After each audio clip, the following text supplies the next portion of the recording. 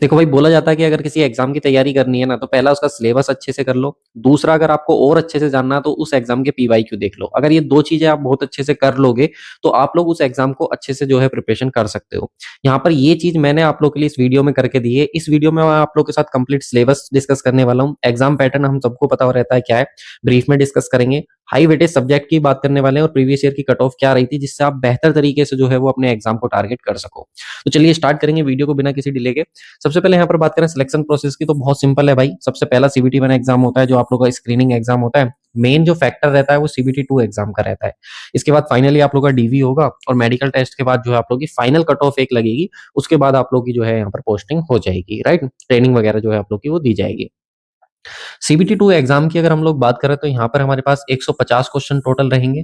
अब इन 150 क्वेश्चंस में जो है हमें 120 मिनट का टाइम मिलता है, यानी कि 2 घंटे का पेपर रहेगा और 150 क्वेश्चंस रहेंगे। और 1/3 की जो रहती है ना सर, वो हमारे पास निगेटिव मार्किंग रहती है। ये इंपॉर्टेंट है क्योंकि सीबीटी 1 हो आप लोग का, सीबीटी 1 में भी 1/3 की निगेटिव मार्किंग रहती है, और सीबीटी 2 हो आप लोग का, उसमें भी जो है आप लोग की 1/3 की ही निगेटिव मार्किंग रहती है। तो निगेटिव मार्किंग ध्यान रखना, दोनों में ही 1/3 की निगेटिव मार्किंग रहती है। लेकिन इन 150 क्वेश्चन को आप लोग को दो सेक्शन में तोड़ा जाता है। सेक्शन ए जो रहता है, आप जिस ब्रांच के होंगे वो रहेगा आप लोग का। जैसे सिविल की बात करें तो यहाँ पर आप लोग के 100 क्वेश्चंस रहेंगे और 100 मार्क्स के क्वेश्चंस आप लोग के रहते हैं, राइट। वहीं पे सेक्शन बी की बात करें सर, तो जो सेक्शन बी रहता है हमारे पास, उसके 50 क्वेश्चंस रहते हैं, और ये 50 क्वेश्चन जो रहते हैं आप लोग के 50 मार्क्स के रहते हैं। लेकिन ये डिवाइडेड कुछ इस तरीके से रहते हैं आप लोग के फिजिक्स केमिस्ट्री की, तो फिजिक्स केमिस्ट्री के आप लोग के 15 क्वेश्चंस रहते हैं। और कंप्यूटर की बात करें तो यहाँ पर 10 क्वेश्चंस आप लोग के कंप्यूटर के रहते हैं। इन्वायरमेंट की बात करें तो 10 क्वेश्चंस आप लोग के इन्वायरमेंट के रहते हैं। और जनरल अवेयरनेस की बात करें तो यहाँ पर 15 क्वेश्चंस आप लोग के जनरल अवेयरनेस के रहते हैं। इस तरीके से टोटल आप लोग के जो है 50 क्वेश्चंस जो है वो आते हैं। ध्यान रखिएगा, एक हम लोग सिविल वाले जो पढ़ते हैं वो इन्वायरमेंटल इंजीनियरिंग पढ़ते हैं, और ये वाला इन्वायरमेंट जो है वो दोनों अलग है, ठीक है। इसका ध्यान रखिएगा। साथ में हम लोग बात करें अपना, तो यहाँ पर देखो, अगर हम लोग सब्जेक्ट वाइज वेटेज के ऊपर जाएं और सिलेबस के ऊपर जाएं, तो यहाँ पर 2024 में जो पेपर हुआ था, अभी अगर लेटेस्ट बात करें तो दो हाल फिलहाल में जो एग्जाम देखने को मिले 2019 और 2024, ये दो एग्जाम देखने को मिले थे आरआरबी जेई के। तो जो 2024 में दो शिफ्ट हुई थी, अगर इन दोनों शिफ्ट को बात करें डीपली एनालाइज करने के बाद ये पता लगता है, 2024 के जो पेपर थे आप लोग के, इसमें जो हमारे सब्जेक्ट हैं, जो मेजर सब्जेक्ट हैं, ठीक है, जहां से बहुत ज्यादा क्वेश्चंस पूछे गए, जो हाईएस्ट प्रायोरिटी का सब्जेक्ट था आप लोग का, वो था बिल्डिंग मटेरियल एंड कंस्ट्रक्शन। मैं ये कह रहा हूँ कि वेरी वेरी इंपॉर्टेंट है। जब आप क्वेश्चंस लगाने जाओगे ना, तो देखोगे कि आप लोग के 30%, 25 से लेकर के 30% तक क्वेश्चन जो है वो सिर्फ एक ही सब्जेक्ट से थे, जो कि आप लोग का बिल्डिंग मटेरियल एंड कंस्ट्रक्शन था आप लोग का। शिफ्ट 1 में बात करें तो शिफ्ट 1 में आप लोग के 26 क्वेश्चन जो थे वो सिर्फ एक सब्जेक्ट से थे। वहीं पे शिफ्ट 2 की अगर हम लोग बात करें तो यहाँ पर आप लोग के 21 क्वेश्चन थे। यानी कि सिविल इंजीनियरिंग का जो एग्जाम था वो 2024 में आप लोग का दो शिफ्ट में हुआ था, जिसमें पहली शिफ्ट में 26 क्वेश्चन 26 और दूसरी शिफ्ट में 21 क्वेश्चन आप लोग के थे। तो ओवरऑल अगर हम लोग बात करें तो यहाँ से डायरेक्टली आप लोग के बहुत सारे क्वेश्चन जो है पूछे जाते हैं, जिसमें आप लोगों का कंक्रीट टेक्नोलॉजी जो है वो भी इसी में शामिल है, ध्यान रखिएगा। ठीक है, तो दोनों को मिलाकर के आप लोग का 25 से 30% क्वेश्चन जो है वो आप लोग के इन दो सब्जेक्ट से। आप कुछ लोग कंक्रीट टेक्नोलॉजी को बिल्डिंग मटेरियल में ही पढ़ते हैं, अलग से पढ़ना चाहो तो अलग से काउंट कर लेना, लेकिन आप मान के चलो कि 25 से 30% जो है वो इन दोनों से आप लोग के क्वेश्चन से। ठीक है, चलिए इसके बाद हम लोग बात करें जो आप लोग के असेंशियल सब्जेक्ट है, जो हर एग्जाम के लिए इंपॉर्टेंट होते हैं, और वो आरआरबी जेई के लिए भी इंपॉर्टेंट है। जैसे कि सबसे पहला सब्जेक्ट हमारे पास आता है सोइल मैकेनिक्स। भाई सोइल मैकेनिक्स आप कोई भी एग्जाम उठा लो, गेट उठा लो, ईएससी उठा लो, एसएससी जी उठा लो, हर एक एग्जाम में आप लोग को देखने को मिलता है। और शिफ्ट 1 में यहाँ से हमारे पास 8 क्वेश्चन पूछे गए थे। वहीं पे शिफ्ट 2 में बहुत ज्यादा थे, 14 क्वेश्चन जो थे वो आप लोग के सोइल मैकेनिक्स से थे। एस्टिमेशन एंड कॉस्टिंग की बात करें तो 6 से 8 क्वेश्चंस आप लोग को यहाँ पे देखने को मिले थे। ध्यान रखिएगा, सिलेबस जो है आप लोगों का बहुत छोटा रहता है एस्टिमेशन एंड कॉस्टिंग का, और यहाँ से रिटर्न ज्यादा देखने को मिलता है। तो एस्टिमेशन एंड कॉस्टिंग पे अच्छे से पकड़ बनाइएगा, अच्छे से अपने क्वेश्चन प्रैक्टिस कीजिएगा, ये बहुत इंपॉर्टेंट सब्जेक्ट आप लोग के लिए हो जाता है।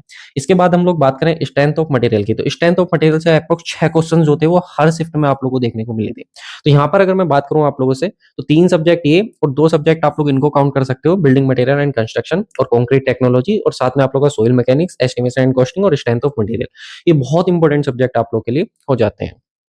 इसके साथ ही हम लोग बात करें कुछ यूनिक सब्जेक्ट जो आप लोग के आरआरबी जेई में जो है पूछे जाते हैं। जैसा कि मैंने बताया कि आरआरबी जेई में जो होता है ना, कि बहुत सारे ऐसे सब्जेक्ट हैं जो एकदम अलग पूछे जाते हैं, बाकी के जेई लेवल के एग्जाम में उतना नहीं पूछे जाते वो। जैसे कि हमारे पास आता है ऑटो कैड। ठीक है। तो ऑटो कैड से आप लोग के 4 क्वेश्चन जो है वो पूछे गए थे। देखो ये सब्जेक्ट ऐसे होते हैं जो न्यू होते हैं और बहुत ही कम देखने को मिलते हैं। मैं आप लोगों को बताऊंगा कि ऑटो कैड और जो आप लोग का इंजीनियरिंग ड्राइंग है इसको आप लोग कैसे कर सकते हो, ठीक है। यहाँ पर हम लोग बात करें तो कमांड्स और बेसिक्स जो है वो यहाँ से क्वेश्चन आप लोग के आते हैं। इंजीनियरिंग ड्राइंग की बात करें, ईडीबी जिसको शॉर्ट में बोला जाता है, इंजीनियरिंग ड्राइंग से भी आप लोग के 3 से 4 क्वेश्चन आते हैं, क्योंकि भाई नए सब्जेक्ट हैं और इनका यूज भी आप लोग का होता है, क्योंकि डिपार्टमेंट भी आप लोग का होता है, ड्राइंग डिपार्टमेंट जो रेलवे में अलग होता है, तो इसलिए ये लोग ईडीबी अपना रखते हैं, राइट। इसके बाद हम लोग बात करें ट्रांसपोर्टेशन की, तो ट्रांसपोर्टेशन की बात करें तो जनरली सभी सब्जेक्ट में हाईवे और रेलवे से क्वेश्चन पूछे जाते हैं। लेकिन अगर बात करें हम लोग आरआरबी जेई की, तो यहाँ पर हाईवे और रेलवे से अलग, देखो रेलवे के तो 1 से 4 क्वेश्चन थे, हाईवे के थे, लेकिन ब्रिज, टनल और एयरपोर्ट, ध्यान रखना मैं यहाँ पे एयरपोर्ट भी शामिल करना चाहूंगा। एक आध क्वेश्चन जो है वो एयरपोर्ट से भी देखने को मिलता है, तो एयरपोर्ट हो गया, टनल हो गया, ब्रिज हो गया, यहाँ से भी क्वेश्चन आप लोग को देखने को मिलेंगे। जनरली हम इसको पढ़ते नहीं, लो वेटेज होता है, लेकिन एक ही क्वेश्चन आता है भाई, ध्यान रखना है। इसलिए बोलते हैं कि रेलवे का सिलेबस जो है वो बहुत लेंथी हो जाता है, स्पेशली सिविल वालों के लिए, ठीक है। अब बात करते हैं कुछ लो वेटेज सब्जेक्ट की, जहाँ से कम पूछा जाता है लेकिन स्ट्रेटेजिक है। अब आपको पता है भाई कंपटीशन इतना है तो हम स्किप तो किसी को नहीं कर सकते, भले ही लो वेटेज के हैं, लेकिन हमारे लिए पढ़ना ही ना जरूरी होता है। और ये ऑलमोस्ट जो सिविल इंजीनियरिंग कंपटीशन एग्जाम की तैयारी कर रहा है स्टूडेंट, वो इन सबको पढ़ता ही है और उसको आते भी हैं, ठीक है। जिसमें से कि पहला आता है हमारे पास इन्वायरमेंटल इंजीनियरिंग, लगभग 2 मार्क्स के यहाँ से, यानी कि 2 क्वेश्चन यहाँ से पूछे जाएंगे आप लोग के। इसके बाद बात करें फ्लूइड मैकेनिक्स की, तो यहाँ से भी लगभग 1 से 2 क्वेश्चन आप लोग को देखने को मिलेगा। इरिगेशन एंड हाइड्रोलॉजी की बात करें तो 2 से 3 क्वेश्चन आप लोग को देखने को मिलेंगे, ठीक है। इसके बाद हम लोग बात करें अपना स्टील स्ट्रक्चर की, तो स्टील स्ट्रक्चर आप लोग का लो वेटेज आप लोग का होता है। आप कुछ कहेंगे सर आपने आरसीसी नहीं लिया, तो ध्यान रखना आरसीसी का जो बेसिक्स आप लोग का है, कंक्रीट टेक्नोलॉजी में ही जो है वो मेजरली जो है कंक्रीट वाला पोर्शन कवर हो जाता है, तो ये ध्यान रखिएगा आप लोग, ठीक है। चलो इसके साथ हम लोग बात करते हैं अपना क्या स्ट्रेटेजी आप लोग रख सकते हो इसके लिए। तो देखो भाई एक सिंपल सी बात ये है कि सिलेबस बहुत बड़ा है, सिलेबस बहुत लेंथी है। सिलेबस लेंथी होने के साथ टाइम हमारे पास कम है, क्योंकि जैसे ही आप लोगों को पता है कि यहाँ पे एग्जाम आप लोग का 1 से 2 महीने रिजल्ट होगा, 1 से 2 महीने के अंदर जो है आप लोग का वो मेंस का एग्जाम हो जाएगा। तो याद रखना कि आप लोग भाई अपना टेक्निकल सब्जेक्ट अच्छे से, कोई भी सब्जेक्ट अपना उठा सकते हो, एक सब्जेक्ट जो आप लोग का हाई वेटेज वाला है, जो मैंने आप लोग को बता दी, उनको आप पहले कर लेना। उसके साथ साथ अपना नॉन टेक का पोर्शन भी लेके चलना हर एक दिन। ऐसा नहीं सिर्फ टेक्निकल टेक्निकल करके चलो, नॉन टेक भी आप लोग करके चलना, क्योंकि नॉन टेक 50 का है और इजीली इसमें बहुत अच्छे से आप मार्क्स स्कोर कर सकते हो। नॉन टेक की अगर मैं स्पेशली बात करूं तो एक हमारा चैनल है, ठीक है, आप लोग देख लेना, ज्ञान बॉक्स के नाम से है। इस पे स्पेशली मैं आप लोग को एनवायरमेंट कराने वाला हूँ, ठीक है। एनवायरमेंट कराऊंगा आप लोग को ईवीएस, और साथ में कंप्यूटर का आप लोग को सेशन दूंगा, कंप्यूटर आप लोग देख लेना, और फिजिक्स केमिस्ट्री जो स्पेशली रेलवे एग्जाम के लिए है, ठीक है। फिजिक्स केमिस्ट्री ये सब मैं आप लोग को इसमें कराने वाला हूँ। जनरल अवेयरनेस करंट अफेयर का एक आध सेशन दे दूंगा इंपॉर्टेंट, बट ध्यान रखना ये सारी चीजें आप लोग को जो है फ्री ऑफ कॉस्ट जो है वो ज्ञान बॉक्स पे आप लोग को देखने को मिल जाएंगे। तो पूरा देखो ये कहते हैं, एक्चुअली में बोला ये जाता है कि अगर आप किसी भी सब्जेक्ट का लेट रिवीजन करोगे तो आपको फिर से उतनी ही मेहनत करनी पड़ेगी जितना उस सब्जेक्ट को आपने स्टार्टिंग में पढ़ने में की थी।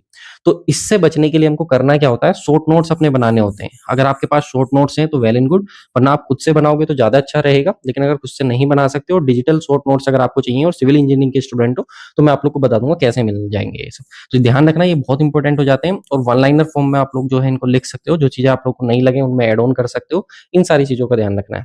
रिवीजन अगेन भाई, अगर आपके पास शॉर्ट नोट्स होंगे तो रिवीजन आप लोग के लिए आसान हो जाएगा। अब शॉर्ट नोट्स बनाने का सही तरीका क्या है, तो वीडियो मैंने आप लोग को अपलोड की हुई है अपने चैनल पे, वो आप देख लेना। बाकी बात करें भाई पीवाईक्यू एनालिसिस की, तो जब पीवाईक्यू आप लोग लगाओगे तो सिर्फ ये मत सोचना कि आरआरबी जेई के ही पीवाईक्यू आपको लगाने। 2019 और 24 का तो जो एग्जाम मैंने आप लोग को बताया आरआरबी जेई के हुए हैं, तो ये तो आप लोग को लगाने ही लगाने पेपर। इसके साथ ही एसएससी जेई के जो पेपर है आप लोग का 2023, 24 और 2025 का जो लेटेस्ट आप लोग के पेपर हुए हैं, ये भी आप लोग को सोल्व करने। ध्यान रखना जेई लेवल के जितने भी आप लोग के पेपर हैं, अगर आप मोस्टली सोल्व करके जाओगे तो यहाँ पर आप लोग को उसका बेनिफिट देखने को मिलेगा। लेकिन ध्यान रखना जो रेलवे का ट्रेंड रहा है, ये मैंने स्पेशली यहाँ पे लिख के दिया हुआ कि डायग्राम बेस्ड क्वेश्चन भी आप लोग के जो है वो कुछ पूछे जाते हैं। दोस्तों वीडियो में आगे बढ़ने से पहले एक प्रॉब्लम का सॉल्यूशन आप लोग के लिए लेकर के आया हूँ। बहुत सारे स्टूडेंट की क्वेरी रहती है कि सर हमने थ्योरी कई टीचर्स से पढ़ ली है, अलग अलग टीचर से पढ़ ली, लेकिन हमसे क्वेश्चंस नहीं बनते। तो आपकी प्रॉब्लम का वन स्टॉप सॉल्यूशन रहने वाला है सुदर्शन बैच 2.0। एग्जाम कोई भी हो, क्वेश्चंस हमारा रहने वाला है। इस बैच की खास बात क्या है कि इसमें आप लोग को सिर्फ सब्जेक्ट वाइज ही नहीं बल्कि चैप्टर वाइज पीवाईक्यू देखने को मिलेंगे। और जितने भी आप लोग के स्टेट ए जेई के एग्जाम है उनके पीवाईक्यू हो गए, एसएससी जेई के हो गए, आरआरबी जेई के हो गए, गेट के हो गए, ईएससी हो गए, और साथ में गुप्ता एंड गुप्ता बुक का सॉल्यूशन हो गया, वो सब कुछ आप लोग को इसमें देखने को मिल जाएगा। और ये सब कुछ आप लोग को सिर्फ सब्जेक्ट वाइज ही नहीं बल्कि सबके सब चैप्टर वाइज जो है वो पीवाईक्यू आप लोग को एक सिस्टमेटिक वे में देखने को मिल जाएंगे। इस कोर्स की खास बात क्या है कि आप इसको 2 तरीके से एक्सेस कर सकते हो, 8 मंथ और 24 मंथ्स, जो आपके एग्जाम के अकॉर्डिंग सुटेबल बैठे उसके अकॉर्डिंग आप लोग जो है इसको एक्सेस कर सकते हो। बाकी अगर आपको ये पीडीएफ चाहिए जो मैंने अभी आप लोगों को दिखाया, तो वीआईपी सिविल गुरु का टेलीग्राम पर चैनल ज्वाइन कर लो, वहाँ पर आपको देखने को मिल जाएगा। बाकी रही बात आप लोगों को ट्रिक बेस्ड डिवीजन की, अगर आप पहले से तैयारी कर रहे हो, कहीं से भी आपने थ्योरी पढ़ी है अपनी, अगर आपको ट्रिक बेस्ड डिवीजन करना है तो हमारा कोर्स है सिविल मास्टरमाइंड का, एक बार जरूर विजिट कीजिएगा। ये अपने आप में एक रेवोल्यूशन है सिविल इंजीनियरिंग में। फ्री लेक्चर अवेलेबल है, अच्छा लगे तभी एनरोल होइएगा। बाकी सुदर्शन बैच, अगर आपको क्वेश्चन प्रैक्टिस करनी है SSC JE, RRB JE, GATE, ESC, Gupta and Gupta, तो वो सब आप लोग को जो है वो सुदर्शन बैच में देखने को मिल जाएगा। करना क्या है, आप लोग को वीआईपी सिविल गुरु का एप्लीकेशन डाउनलोड कर लेना, सारी चीजें वहां पर आप लोग को अवेलेबल हो जाएंगी। तो thank you so much guys for watching this video.